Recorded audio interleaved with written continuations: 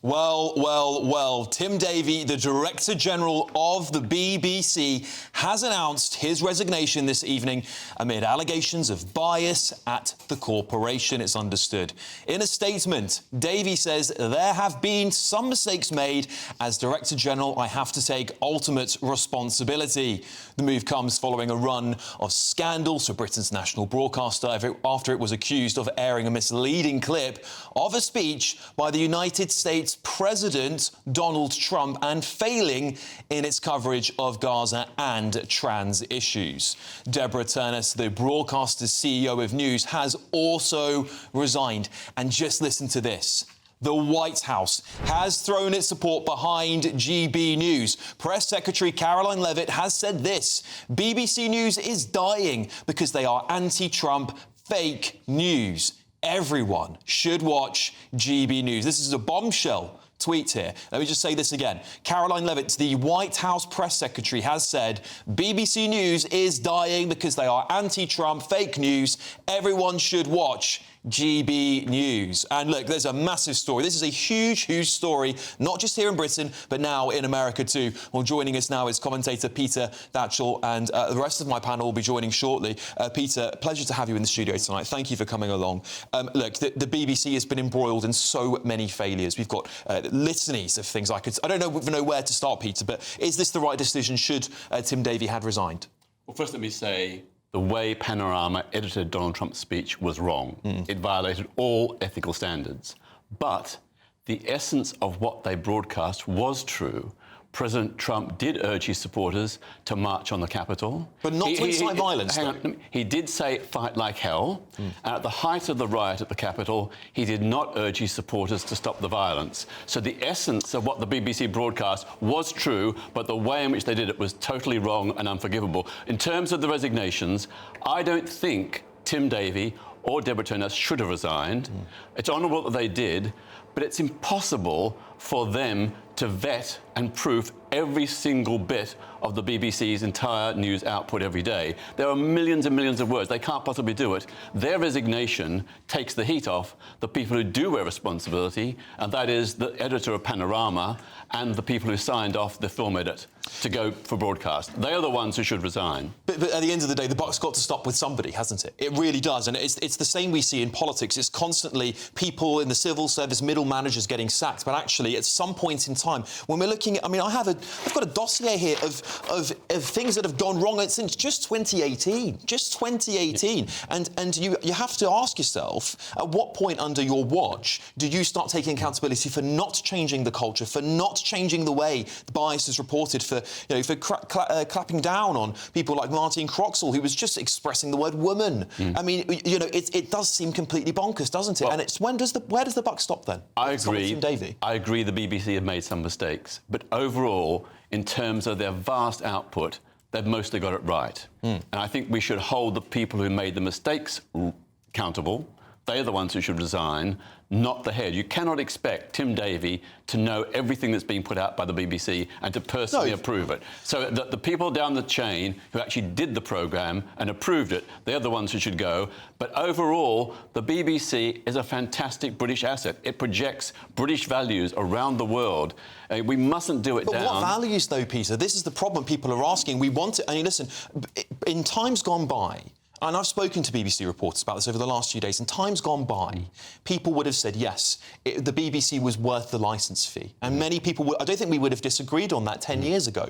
But this is the issue now. It's got its own version of British values. It's got its own ideological version. That's why we're seeing it making these litany of errors, is that it's ideologically rooted, is it not? Well, there may have been some bias here and there, but if you take the trans rights issue, the big three trans stories of recent times, the Cass report on gender identity clinics, the Supreme Court ruling on biological sex, and the interim guidance by the Equality and Human Rights Commission, all those reports on the BBC quoted extensively critics of trans people. So the idea that the BBC is biased on this issue just doesn't stand up. There may be a couple of instances, or a few instances, out of dozens or hundreds, where they got it wrong, but I don't think we should go, for the throat, the jugular, just because of some mistakes. Of course, we have to correct this. The BBC must learn from this and correct the future. Big Tech has turned your phone into a surveillance device, harvesting your data, tracking your location, and selling your information to corporations. Unplugged built the Upphone to fight back. It's the only smartphone with hardware-level privacy protection, completely blocking data harvesting at the source. It features a physical kill switch that cuts power instantly when you want to go dark, giving you control Big Tech took away. Unplugged puts privacy and sovereignty first. The Upphone is built to British standards, designed to keep your data in your hands with independent servers, its own app center, and no corporate gatekeepers. You can access what you choose. No censorship, no app bans, just freedom. Everyone else is playing by Big Tech's rules. Unplugged rewrote them. The Upphone runs on an operating system with 0 backdoors and a firewall that blocks thousands of tracking attempts every single day. The Upphone includes a host of unique security features. The device can be set to have its memory wiped regularly, and if someone demands your PIN code, well, you can give them a false PIN that will wipe the device. It's called emergency reset. Privacy isn't a feature with Unplugged, it is the foundation. To get yours today, click the link in the description now. Peter, I want to pull you up on your comments about Trump, though, because I think you might have been slightly inaccurate here. The riot breached at the Capitol building at 2 p.m. Donald Trump put a tweet out at 2:38 urging his supporters to stay peaceful. It was half an hour later. So to say he never did that is wrong. Would you just like to retract that? Well, I think it all depends on where you put the timing. He did, you're absolutely right, he did make an appeal for people to be peaceful, but the riot went on for many hours, and I don't think subsequently he did make any public appeal to the rioters to desist and stop the violence. Well, he did it again. He tweeted again at 3:13. Trump again asked his supporters to remain peaceful and respect the law. I mean, then at 4 o'clock he says Trump posts a video calling for rioters to go home. That's 3 hours after the initial breach. So three hours afterwards. Well, the first tweet was at 2:30. It was 30 minutes after he'd heard anything was going on. He's saying, basically what he says here is 2:30. Trump tweets urging rioters to stay peaceful. Yeah. So it was half an hour. Okay. I mean, we don't even hear the Prime Minister responding to incidents within that period of time. So I think we've got to give the President of the United States some leniency. Okay. I'll give him that leniency. Yeah. But he did say fight like hell, which is seen in that context as an encouragement to violence. But again, Peter, I will say this, and listen, I don't want anyone to incite violence, and I've dragged people over the coals for doing that in this country. Mm-hmm. However, in America, I've seen Democrats going, we must fight. We've got to fight for this. We've got to take this and fight. Yeah. It is a word they use. They're very sensational over there. And the way that Panorama had edited it, as you have agreed, I believe, it did look like he was saying, now let's go and fight like hell, when actually in context, those words he said don't have the same meaning. Yeah. And that is the problem here. Right, I want to open it up to I've got this fantastic panel here, Simon. We want to hear their views as well, don't we, of course? I'll briefly just read a quick response from Ofcom. Dame Melanie Dawes, Chief Executive of Ofcom, has said this. I'd like to thank Tim Davie for his contribution as Director General of the BBC. Over the past 5 years, Tim has led at a time of great change and challenge. The BBC is a strong and valued part of our media landscape, and the BBC board will now need to reflect on how it ensures the BBC continues to deliver for UK audiences. OK, well, I'm also joined by a fantastic panel tonight who are going to get involved in this conversation. Broadcaster and journalist Linda Jubilee, former Labour Minister Bill Rammell, and businessman and activist Adam Brooks. Adam, we're having this big debate, of course. Should Tim Davie have resigned? Has he done the right thing? Has this gone too far? Should the buck stop with him? Yes, 100%. He's the captain of the ship. And at the end of the day, one thing I would like to say is that for decades we've been gaslit and lied to by mainstream media in this country, especially the BBC, who have pushed their own narrative or the establishment's narrative. Over the last 10 years, social media has exposed that, and they can't lie anymore. And there is a reason why GB News is now the #1 news channel in Britain, because people believe us. People want to hear what the average man says. You would never see someone like me on a panel show on the BBC because they do not want the average man to give their opinions. They want elitists, journalists, and people that look down on people like me to give their opinions and tell us how we have to think. Well, that has ended. And look, I'm pleased the BBC has been found out lying about President Trump. He might not be everyone's cup of tea, but you cannot start making things up and putting misinformation out there.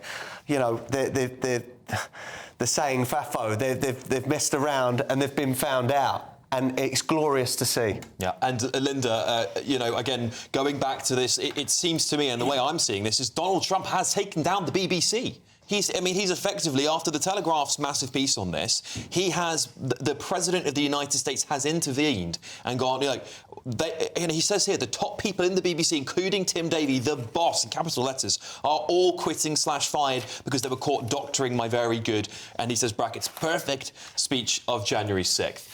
Is this the right decision? And does it go far enough?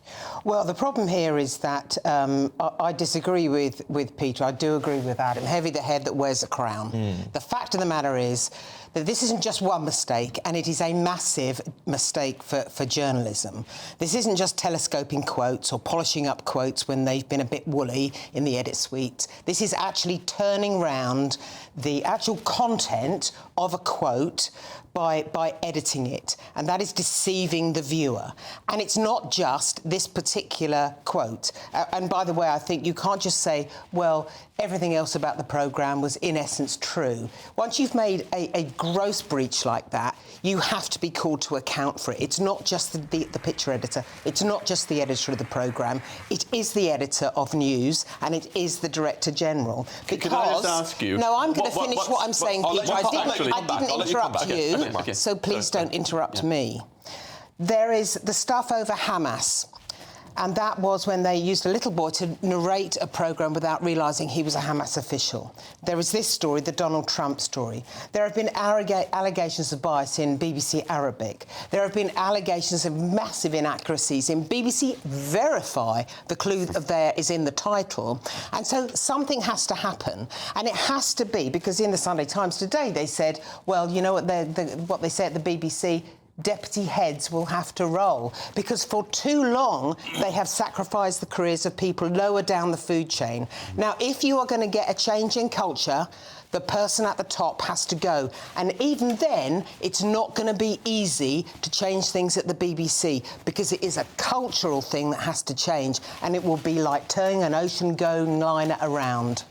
Peter, you'd like to come back? I was just going to say that I hear what you say, but what was factually inaccurate in that Panorama broadcast? I agree the context was jumbled around, and that was wrong, absolutely wrong, but there was no factual inaccuracy in that report. That's very, very disingenuous and a little bit arrogant to the viewer. It is factually inarrogant to use pictures to say one thing when another thing was meant. That is inaccurate. But what is the factual inaccuracy? That is a factual inaccuracy. You can't cut up certain speeches and then jumble it around in the order you think that portrays the story you want the narrative I totally agree, but I don't think that the jumbling and mixing up was wrong, but I don't think the factual quotes of what he actually said was wrong. BBC just broadcast what he said. They jumbled it up, and that was wrong. Bill, what do you make of all of this? I strongly support the BBC, and I don't want a country where we don't have an independent BBC. I think it's important for news distribution. It's important for our national life. But I think, on balance, Davie was right to resign, not because I genuinely believe there is institutional bias in the BBC, but the whole handling of this situation, as I understand it, they've had the Prescott dossier for 6 months. That's right. It's not at all clear what's been done, how it's been done, how they've been responded. And this has been running in the Telegraph for 2 weeks. There's been no coherent response and explanation from the BBC. I also think that some of this happens. And I thought Lisa Nandy was on the money this morning when she said there's an absence of editorial guidelines and clarity, so it's the individual journalists who end up making the decisions. I think there is an arguable case around the Trump expose, but I actually think much more serious is the BBC Arabic output, which I think has demonstrated really serious bias. I think one more point, very briefly, is that another point here that we have to watch for, and it's understandable because of economic conditions, but the BBC has to use external producers to make programmes. It frequently does that. October Films made this programme with the BBC. The Hamas programme was made by a production company called HOYO, I believe. The problem there is it's very difficult to retain control of things, and also, because it's one step down the food chain, those people don't feel the same level of accountability that internal people at the BBC I think that's feel. absolutely right, and it's been a developing practice over 20, 25 years, and I think the BBC needs to rethink the outsourcing of too many of its programmes, where clearly there is a loss of editorial control. My big concern about focusing on Tim Davie and Deborah Turness is that the people who actually made the decision, we've got no information about what's going to happen to them. They were the ones who actually let this go forward. They are the ones, first and foremost, who must be held accountable. I certainly agree. Listen, I think there's some agreements on the panel, some disagreements on the panel tonight. Peter